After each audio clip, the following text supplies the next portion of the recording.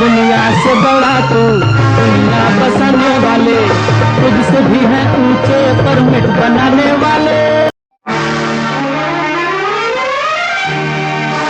নমস্কার, আমি জীবন চক্রবর্তী। আপনারা দেখছেন জীবন বাংলা চ্যানেল। মায়ের কাছে এই কামনা আমার কি আপনারা সবাই ভালো থাকুন, সুস্থ থাকুন।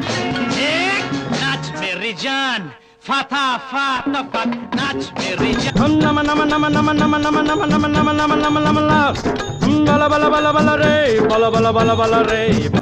কিশোর কুমার ছিলেন ভারতীয় সর্বাধিক পারিশ্রমিক নেয়া প্লেব্যাক সিঙ্গার। कहते हैं प्यारे पम पम पम बाबू समझो इशारे और দীর্ঘ কেরিয়ারে ২৫০০ থেকেও বেশি গান করেছিলেন তিনি। সিং নেই তবু নাম তার সিংহ, ডিম নয় তবু অশ্ব ডিম্ব গায়ে লাগে ছাকা ভাবা ছাকা। একজন সফল গায়কের পাশাপাশি তিনি ছিলেন অভিনেতা, প্রযোজক এবং চলচ্চিত্র পরিচালক আর গীতিকার এবং সুরকার। কি দারুণ দেখতে চোখ দুটো টানা টানা।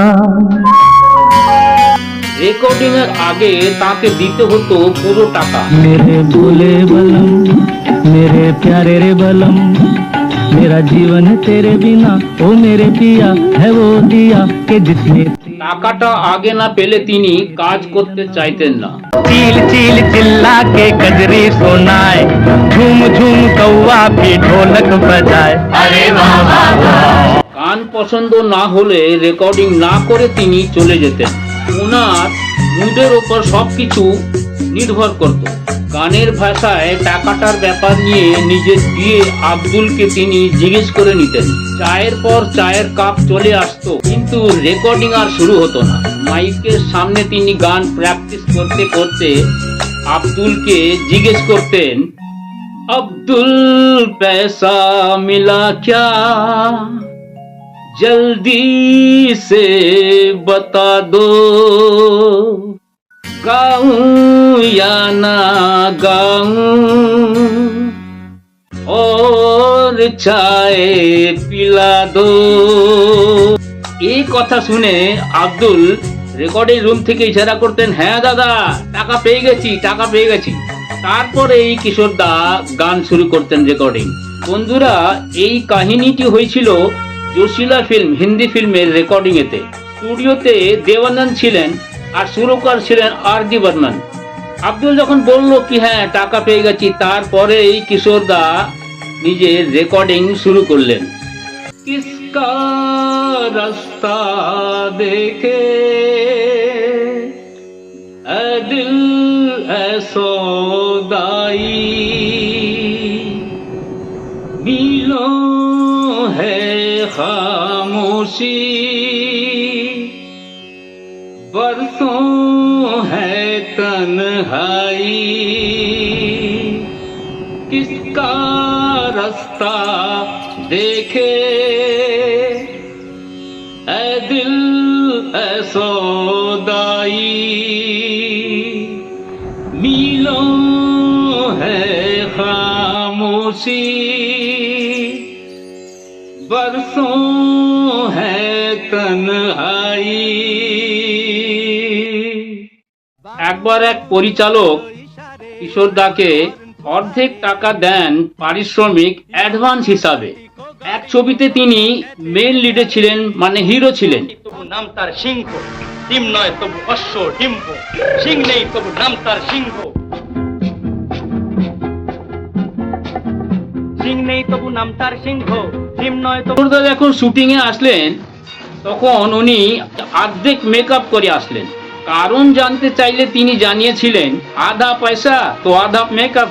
কিন্তু বন্ধুরা, কিশোর দার শিক্ষাটা একদিকে আলাদা ছিল, উল্টো দিকে একবারে আলাদা ছিল। তখন কালজয়ী চলচ্চিত্র পরিচালক সত্যজিৎ রে বরাবরই পাশে থেকেছিলেন। সত্যজিৎ রে তখন চারুলতা ছবির জন্য কাজ করছিলেন।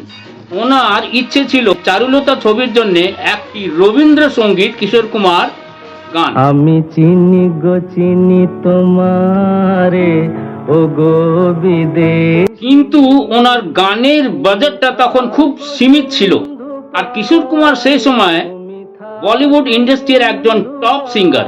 সম্পর্কে কিশোর কুমার ছিলেন সত্যজিৎ রের মানিক মামা। তার ফলে বিশ্ববিখ্যাত পরিচালকের অনুরোধে মাথা পেতে দিয়েছিলেন কিশোরদা। সে সময় কিন্তু খুবই ব্যস্ত ছিলেন কিশোরদা।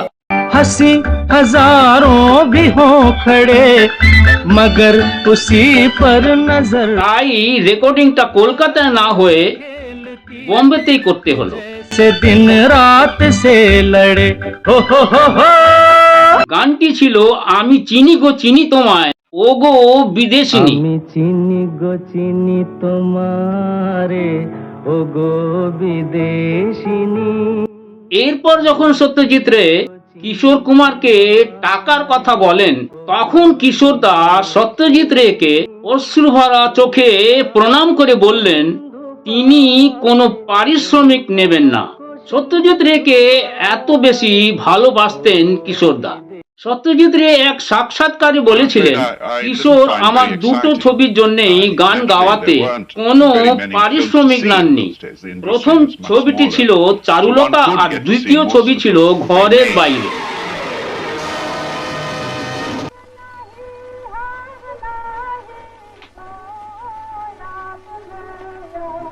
সময় নেই, উঠে গুছিয়ে বসে সংসার করা। শুধু তাই নয় বন্ধুরা, সত্যজিৎ রের আগের ছবি পথের পাঁচালী, আমি তোমার উল্টোটা চাই তোমাকে বললো। ছবিটি তৈরির সময় খুবই আর্থিক সংকটে পড়েছিলেন তিনি। সংকট এতটাই ছিল প্রজেক্ট থামিয়ে যাবার কথা ভাবলেন তিনি। সেই সময় সত্যজিৎ রেকে 5,000 টাকা দিয়ে সাহায্য করেছিলেন কিশোরদা।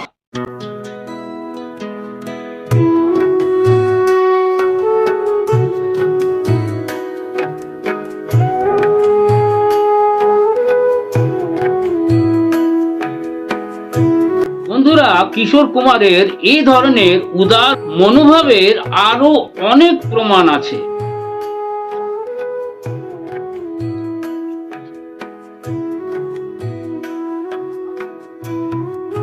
সুখেন দাস পরিচালিত ছবি অমর কণ্টক ছবিতে একটি গান গাইবেন কিশোরদা।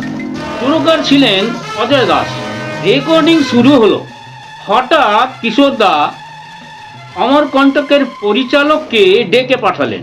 অমরকণ্টক ছবির পরিচালক ছিলেন সুখেন দাস আর সুরকার ছিলেন অজয় দাস। দুজনে কিন্তু ভাই ভাই। পরিচালক সুখেন দাসকে যেই কিশোরদা ডেকে পাঠালেন, পরিচালক একটুখানি ঘাবড়ে গেলেন, এই মরেছে, আবার কিছু ভুল হয়েছে মনে হচ্ছে। কিশোর কুমার ডেকে পাঠিয়েছেন, তার মানে কোনো বড় সমস্যা। পরিচালক ভাবলেন পেমেন্ট কম হয়েছে বোধহয়, আর না হয়তো গান পছন্দ হয়নি। এই ভাবতে ভাবতে পরিচালক সুখেন দাস ছুটে গেলেন কিশোরদার কাছে। সুখেন দাস গিয়ে কি দেখছেন, কিশোর কুমার সেই চুপচাপ বসে আছেন। সুখেনকে দেখেই কিশোরদা সেই জল ভরা চোখে বললেন, কি গান গাওয়াচ্ছেন আমাকে দিয়ে, কি সাংঘাতিক গানের কথা। সুখেনদা বললেন অজয় দাসের সুরে গান লিখেছেন গৌরী প্রসন্ন মজুমদার। তারপরে অনেকক্ষণ চুপ করে থাকার পরে কিশোরদা বলে উঠলেন, সুখেন, আমি কিন্তু অনেক ধরনের গান গেয়েছি, কিন্তু এমন মৃত্যুর গান কখনো গাইনি। বাংলার গীতিকার সুরকাররা সেটা আমাকে দিয়ে গাইয়েই ছাড়লেন।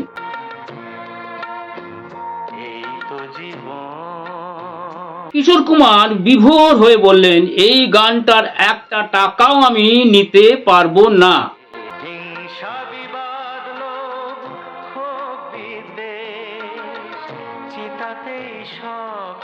এই গানে টাকা নিলে সাধনায় গড়া এই জীবনটা ছোট হয়ে যাবে।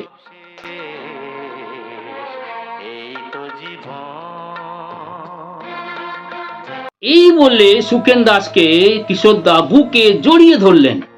গানের কথা ছিল সাধে এই দেহটাই এক মুঠো সাদা ছাই হবে, সত্যি তো পিছে পড়ে রবে, এই তো জীবন।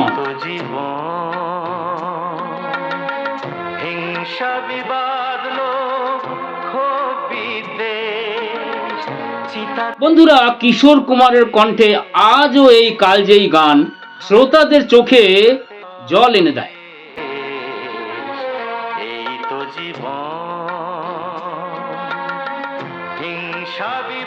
1976 সালে মুক্তি পায় এই ছবিটি, আর এই ছবিটি টলিউডে সুপার হিট হয়। 1976 সালে একটি ছবি ছিল, ছবির নাম হচ্ছে, হিন্দি ছবি ছিল, ছবির নাম হচ্ছে মেরা জীবন। ছবিটার সুরকার ছিলেন স্বপন জগমোহন। এই ছবিতে কিশোরদা টাইটেল সং গেয়েছিলেন। हो अपनों के होते हुए तन में बसी तन्हाई, हो आंसू बना के खुशी आंखों से मैंने बरसाई, ओ खुशियां को रोते रोते दुनिया में अब तो मेरा दिल घबराया, मेरा जीवन कुछ काम न आया, जैसे सूखे पेड़ की छाया, मेरा जीवन कुछ काम न आया, जैसे सूखे पेड़ की छाया। রেকর্ডিং এর সময় কিন্তু এই গানটি রিটেক হয়নি, এক থেকে কিশোরদা পুরো গানটি একবারে ভালোভাবে গেয়ে গেছিলেন।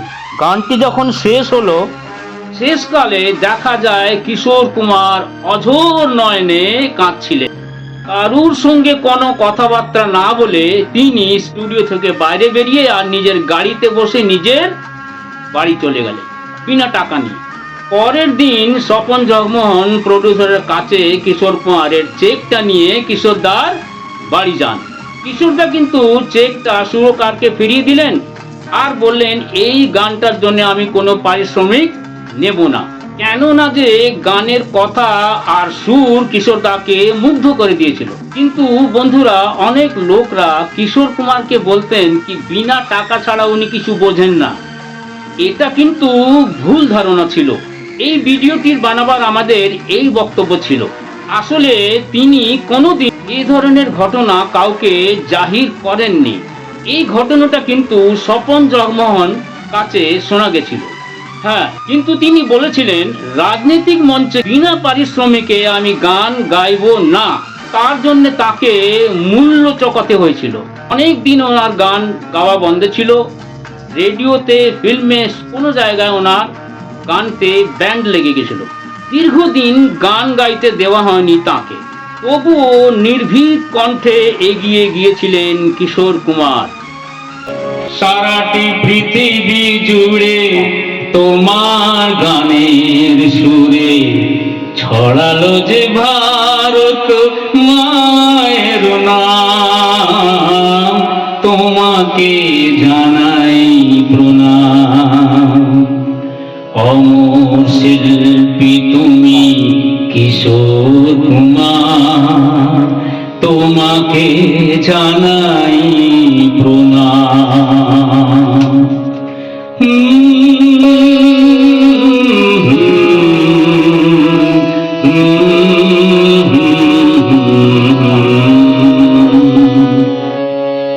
বহু ভালোবাসা দিয়ে শোনালে তুমি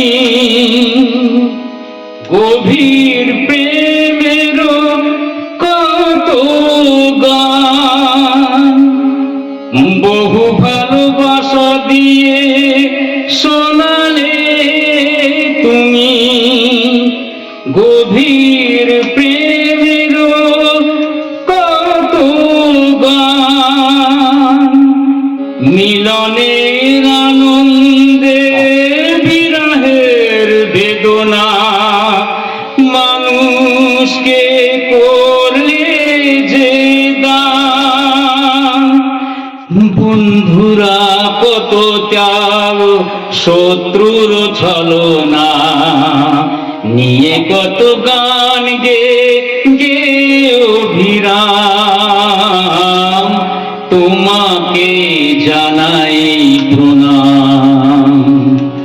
অমর শিল্পী তুমি কিশোর কুমার, তোমাকে জানাই প্রণাম।